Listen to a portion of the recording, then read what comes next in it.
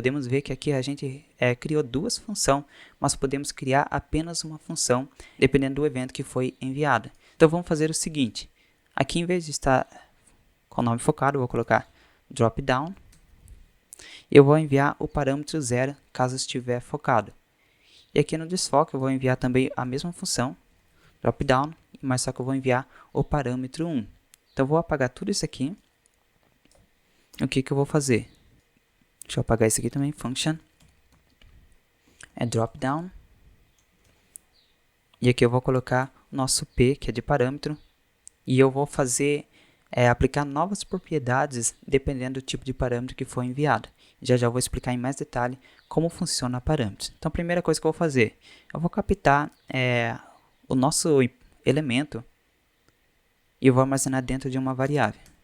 Vou chamar de var e document get element by class name, vai ser a mesma coisa a captação, que vai ser o dropdown, e vai ser a posição 0. Aqui eu só captei o nosso elemento. E em seguida eu vou criar uma variável, uma array, vamos assim dizer, um array, e eu vou chamar dos valores block e também o valor none. Opa, deixa eu apagar aqui. Dentro de aspas, o valor none. Então eu já tenho os dois valores que eu preciso. Então primeiro nós captamos o nosso elemento, em seguida os valores que eu quero, e agora vamos criar aqui o efeito.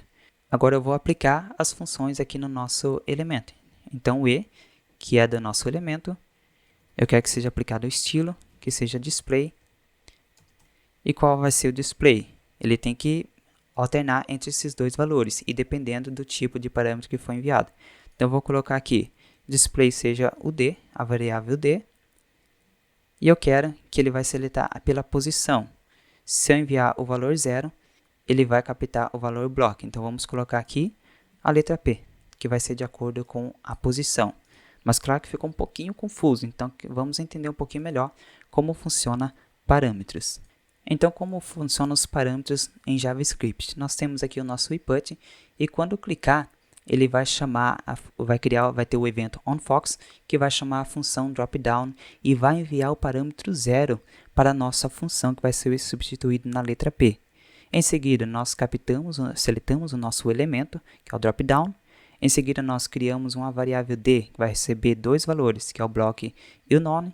E em seguida, nós seletamos o nosso elemento, aplicamos a função de estilo com a propriedade display, e o valor será o d, e a posição tem que ser o p, que no caso vai ser o 0.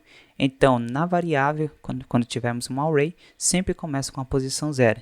Então, se chegou até a função o valor 0, então ele vai captar a primeira informação, que no caso vai ser o block, então vai mostrar o nosso dropdown.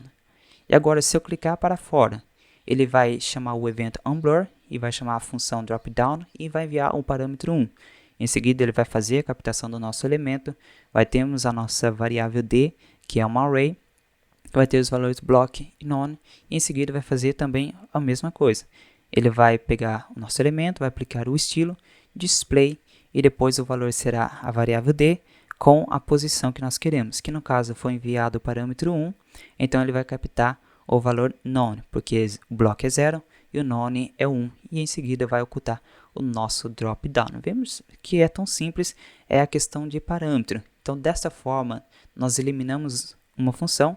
Apenas com uma função podemos fazer vários tipos de funções, vários scripts dentro da mesma função.